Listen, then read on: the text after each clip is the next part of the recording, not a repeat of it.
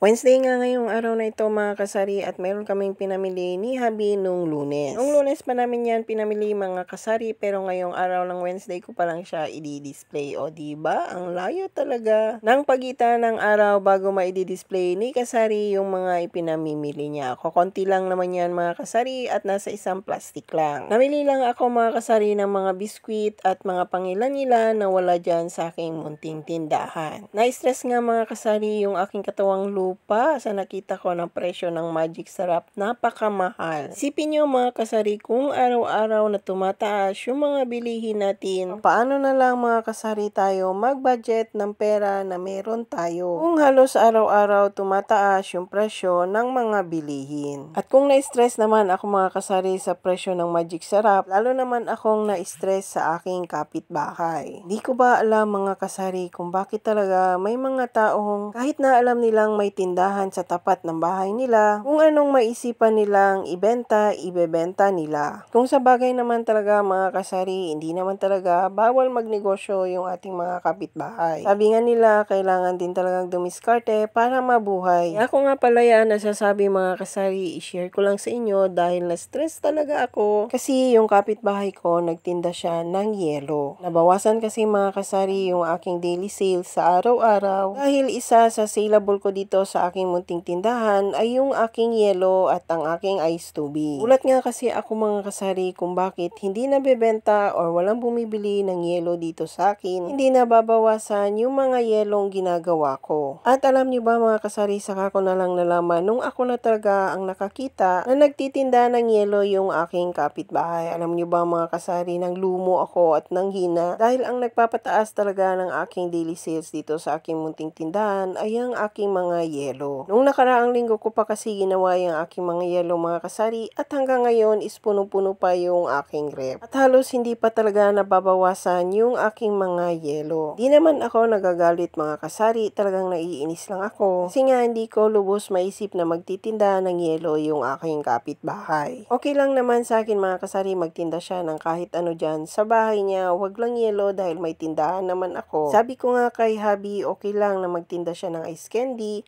wag lang ng yelo dahil alam na alam niya na may tindahan sa tapat niya. Ano pa nga ba ang magagawa ko mga kasari? Hayaan ko na lang at syempre diskarte nila yan para magkapera sa araw-araw. At hindi natin pwedeng pagbawalan. At alam niyo ba mga kasari, ang si kapitbahay na yan is hindi talaga bumibili dito sa aking munting tindahan. At nakuha niya pang makipagkompetensya dito sa aking tindahan. Nakarampot na nga lang yung kita ko dito sa aking munting tindahan at mababawasan pa. Ay, buhay talaga mga kasari, wala na tayong magagawa dyan, kundi laban na lang ng laban para makaahon sa buhay.